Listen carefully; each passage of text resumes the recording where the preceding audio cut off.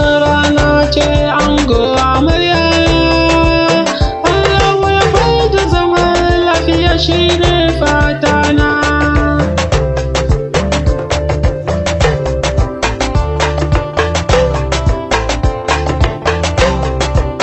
Komai in zan yi kanka nasara, sai na sa sunan jallawaina, wanda ke ban komai da dan cira.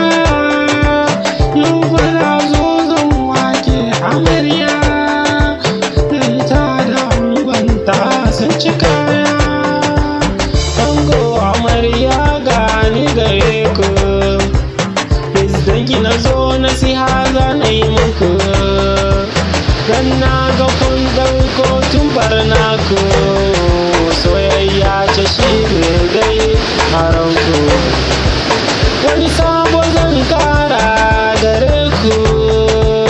wannan aure ne kuka tsakaninku, hakkin amarya ne gare ka, ke ma hakkin ango ne gare ki. Ba zan fara daga kanka babba, idan na ce babba ina nufin baba, idan na ce baba ina nufin ango, ango, ango. Wannan ranar ka ne Allah ya cika ma burinka, to ga amarya an baka sai kar ka ta kuka, ka rike alkawari kar ka sa ta yi kuka, hakkin ta gare ka duka an ɗaura a kanka, kai ne za ka ɗauki nauyinta, kai ne za ka ɗauke ci tufafinta, komai da komai duka ya dawo kanka,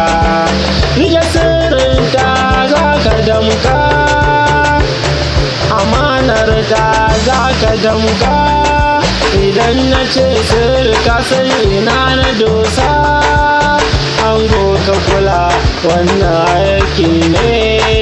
amarya gare ki sai ki bude kunne, wannan ranar ki ne rabbi ya nufa ne, ga angonki wannan dai mai son ki ne, hakin shi saki sauke ke ma a kanki ne, karki rike sirrin sarkarki, ni na ce ki rike sirrin shi da karfi.